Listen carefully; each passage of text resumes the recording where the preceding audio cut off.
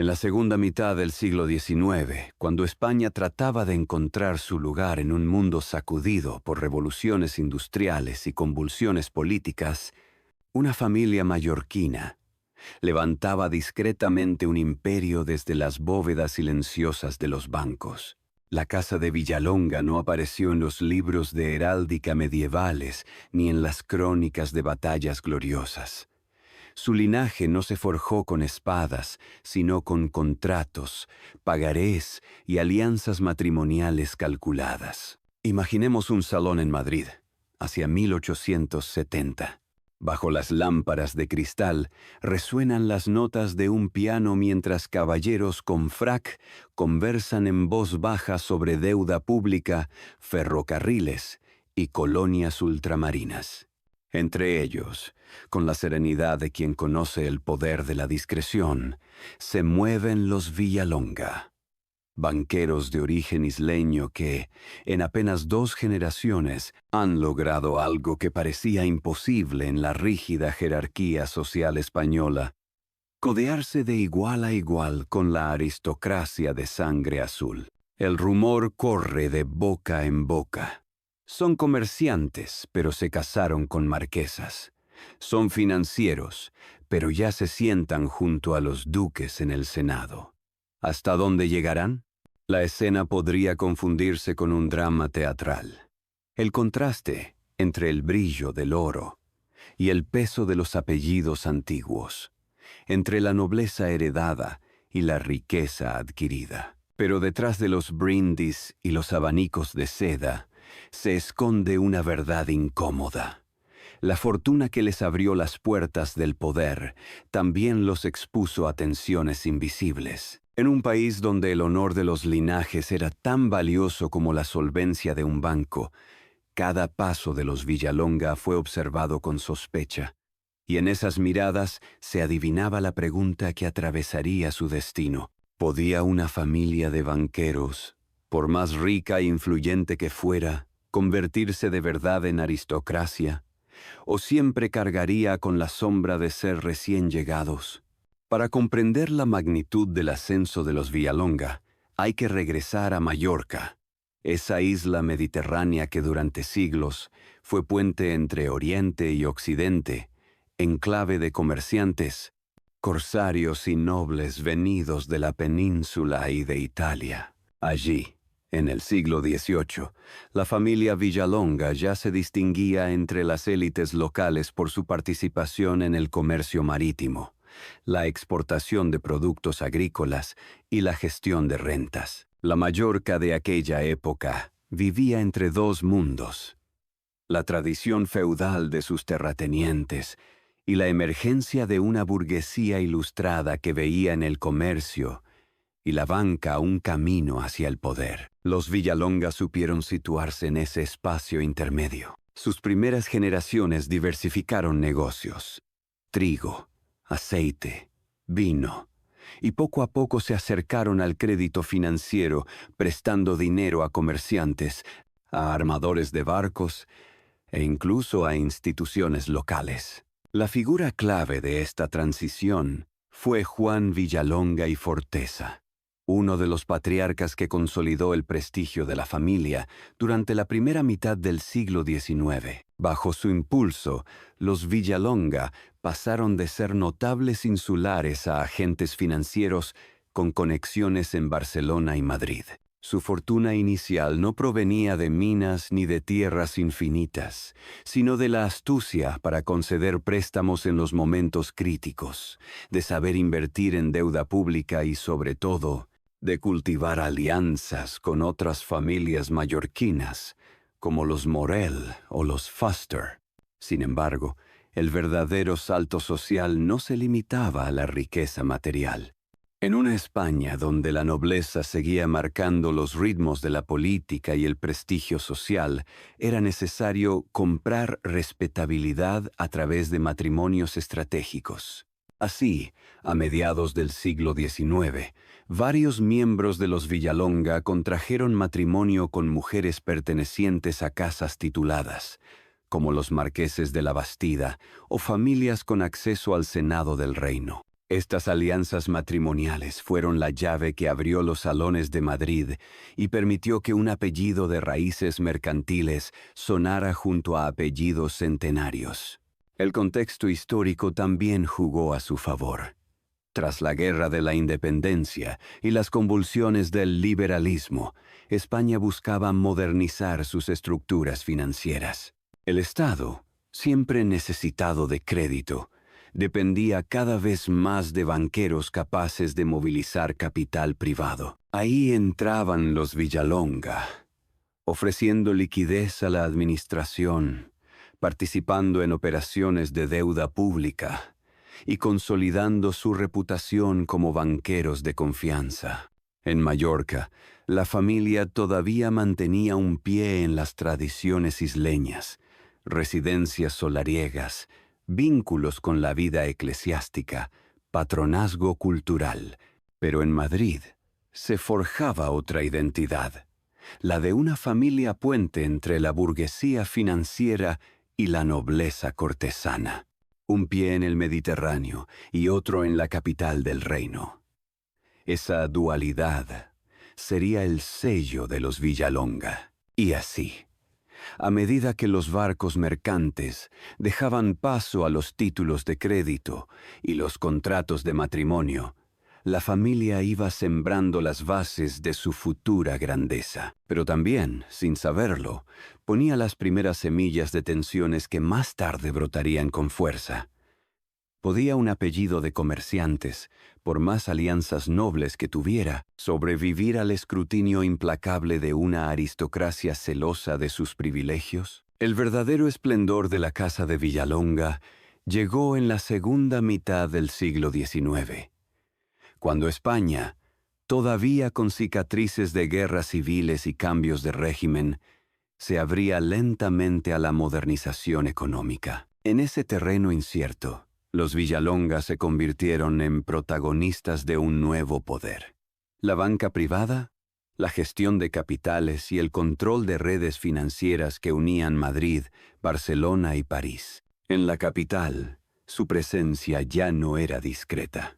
La familia adquirió residencias suntuosas en el barrio de Salamanca, símbolo de la nueva aristocracia urbana, con fachadas neoclásicas, balcones de hierro forjado y salones decorados con tapices franceses. Los banquetes que allí ofrecían se llenaban de ministros, diplomáticos y aristócratas que, en más de una ocasión, dependían de los créditos de los Villalonga para sostener sus propios patrimonios. A nivel financiero, su gran impulso fue la participación en la banca catalana y madrileña, vinculada al auge del ferrocarril, la modernización agrícola y la inversión en ultramar. Varios miembros de la familia formaron parte de consejos de administración de entidades como el Banco de España o compañías ferroviarias, consolidando así un prestigio que traspasaba el ámbito local. La habilidad para anticipar crisis, comprar deuda pública depreciada y transformarla en fortunas, fue una de sus marcas más notables. En Mallorca, entretanto, la familia no renunció a su papel de mecenas. Financiaron obras benéficas, restauraciones de iglesias y proyectos culturales que reforzaban su imagen de respetabilidad. Esa doble estrategia lujo en Madrid, raíces en la isla les permitió presentarse como herederos de la tradición y al mismo tiempo como arquitectos del futuro financiero de España. Pero quizá el movimiento más decisivo fue la consolidación de su red de alianzas matrimoniales. Los Villalonga no se contentaron con acumular riqueza, querían títulos, y lo consiguieron. Vínculos con familias como los marqueses de Casa Pineda o con linajes cortesanos permitieron a los Villalonga entrar oficialmente en la categoría de aristocracia reconocida. Así, el apellido dejó de sonar únicamente en las columnas financieras y comenzó a aparecer en las crónicas sociales junto a duques y condes. A finales del siglo XIX, los Villalonga eran el ejemplo perfecto de un fenómeno nuevo en España, la fusión entre dinero y sangre azul. En una época en que la nobleza tradicional sufría para mantener su nivel de vida y el Estado clamaba por recursos, banqueros como los Villalonga se convirtieron en imprescindibles. Eran la llave de préstamos, la garantía de estabilidad, la conexión con capital extranjero. Los contemporáneos los describían como discretos, pero influyentes. No necesitaban discursos estridentes. Sus decisiones se reflejaban en las cotizaciones de la deuda o en la construcción de líneas ferroviarias, y cada aparición en sociedad confirmaba que ya no eran simples burgueses enriquecidos, sino pilares del nuevo orden social. Pero bajo esa superficie de esplendor y seguridad se gestaba una tensión inevitable. Cuanto más alto ascendían, más crecía la resistencia de ciertos sectores de la nobleza tradicional, que los miraban como intrusos. Y con cada paso hacia el poder, se acercaban también a las trampas de la política, los escándalos financieros y las crisis que pronto pondrían a prueba la solidez de su imperio. La ascensión meteórica de los Villalonga no estuvo exenta de sombras. En el tránsito entre el siglo XIX y el XX, cuando España sufría convulsiones políticas, la inestabilidad de la restauración borbónica, las crisis coloniales y la pérdida de Cuba en 1898, la fortuna y la influencia de los banqueros mallorquines quedaron expuestas a tensiones cada vez más visibles. El primer frente de conflicto surgió en el interior mismo de la familia. Las disputas sucesorias, a medida que el patrimonio se diversificaba entre bancos, propiedades urbanas y títulos nobiliarios, las ramas de la familia comenzaron a enfrentarse por el control. El apellido Villalonga, que había sido sinónimo de unidad en el ascenso, se fragmentaba en estrategias distintas. Algunos defendían una línea discreta, financiera y técnica, otros buscaban notoriedad política y visibilidad social. En paralelo, las alianzas matrimoniales que habían sido la clave de su legitimidad aristocrática también generaron roces. Mientras algunos parientes se integraban sin fricciones en los círculos cortesanos, otros eran señalados como advenedizos. Las crónicas sociales de Madrid dejaban entrever cierto desdén hacia los Villalonga. Eran ricos, sí, pero ¿eran auténticos? La nobleza más antigua, celosa de sus blasones, nunca aceptó del todo que el dinero pudiera sustituir al linaje. El segundo frente llegó del mundo financiero.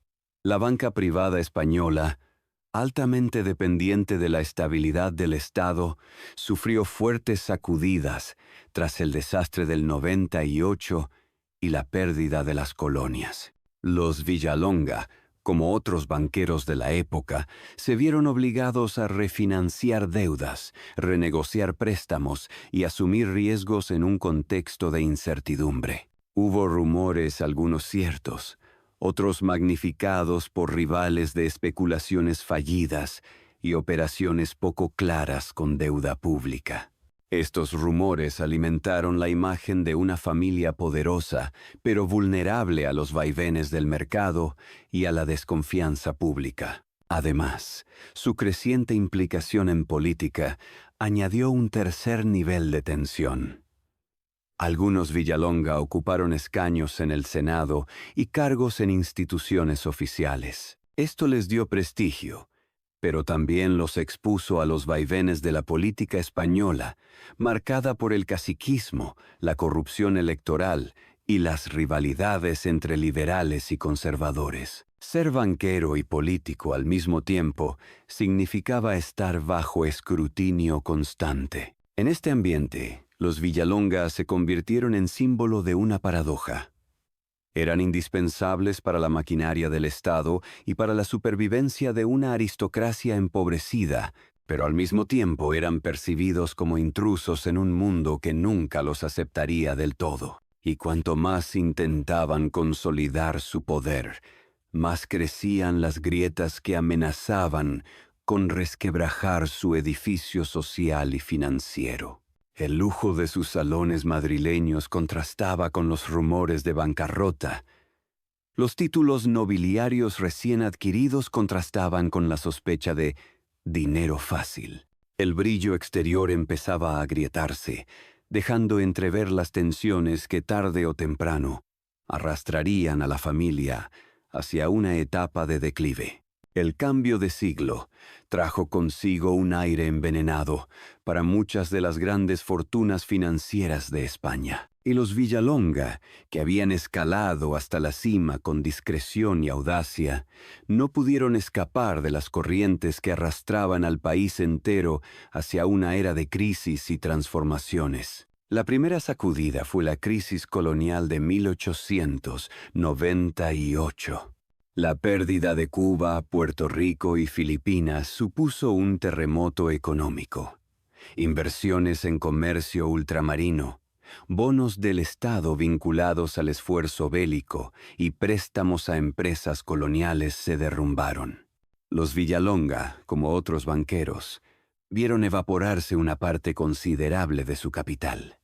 Si bien lograron mantener cierta estabilidad, el prestigio de ser banqueros seguros comenzó a desmoronarse. En los primeros años del siglo XX, los cambios en el sistema financiero golpearon aún más. El auge de los grandes bancos nacionales, con capital francés o inglés, relegaba a la banca familiar a un papel secundario. Las casas privadas, construidas sobre apellidos más que sobre estructuras modernas, eran cada vez más vulnerables. Los Villalonga, que habían dominado el crédito regional y político, se vieron sobrepasados por instituciones de mayor envergadura. A nivel social, la decadencia fue aún más dolorosa.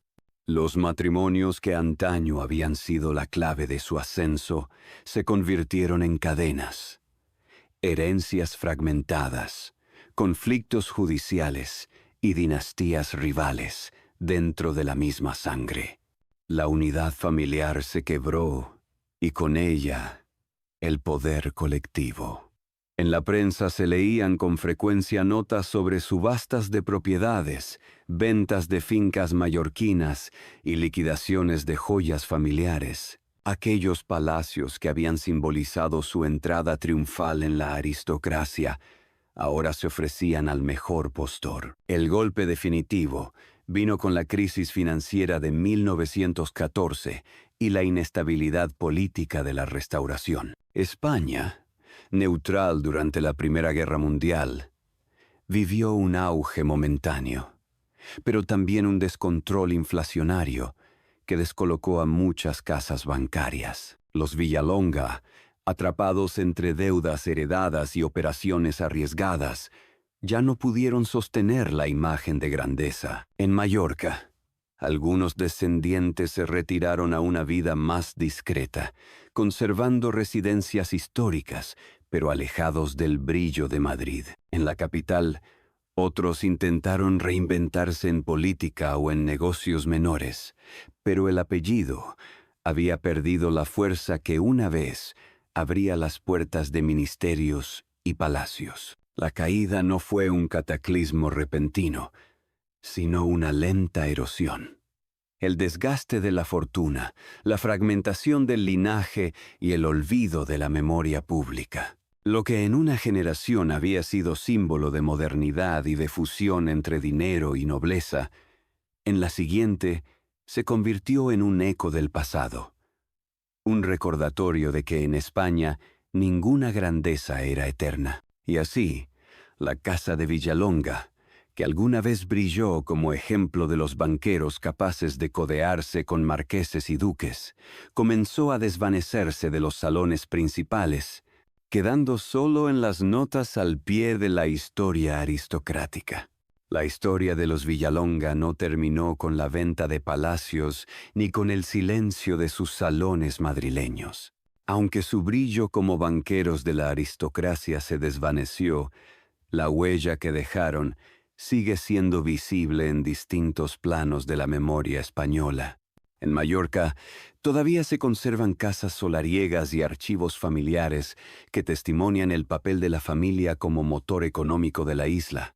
Su nombre aparece en documentos notariales, en registros bancarios y en crónicas de la prensa decimonónica, que recuerdan a los Villalonga como protagonistas de la transición de una España rural a una España financiera. No construyeron catedrales, ni dejaron títulos universales de gloria, pero su influencia se midió en créditos, inversiones y decisiones que marcaron la vida económica de su tiempo. En Madrid, los descendientes conservaron parte de su inserción en la alta sociedad, aunque sin el mismo poder financiero. Algunos se replegaron a un rol más discreto, como propietarios o profesionales liberales. Otros mantuvieron cierta relevancia en círculos culturales y sociales. La lección más profunda que dejó la casa de Villalonga fue la demostración de que, en la España del siglo XIX, el dinero podía abrir puertas hasta entonces reservadas solo a la sangre azul. Sin embargo, su ejemplo también mostró los límites de esa fusión entre dinero y nobleza. La aristocracia los aceptó por conveniencia, pero rara vez con la naturalidad de quienes pertenecían a ese mundo desde siglos atrás. Y cuando los cimientos financieros comenzaron a tambalearse, las alianzas construidas sobre la necesidad se volvieron frágiles. Hoy, al mirar hacia atrás, la historia de los Villalonga resuena como advertencia y reflexión. La riqueza puede comprar títulos, pero no siempre legitima un linaje. El poder financiero puede sostener naciones enteras, pero también puede desmoronarse ante una crisis política o militar. Y toda familia, por más influyente que sea, depende de la unidad interna para perdurar en el tiempo. En última instancia, la casa de Villalonga fue símbolo de un siglo de transición, del comercio marítimo a la banca moderna, de la burguesía al salón aristocrático, del esplendor al declive, un recordatorio de que la historia de las dinastías no se mide solo en fortunas acumuladas, sino en la fragilidad de su permanencia. Y así, el apellido Villalonga queda inscrito en la memoria como un puente entre dos mundos, el del dinero que todo lo mueve y el de los apellidos que todo lo justifican. Una unión fascinante, pero también condenada a mostrar las grietas de un poder construido demasiado rápido, demasiado expuesto a los vaivenes de la historia.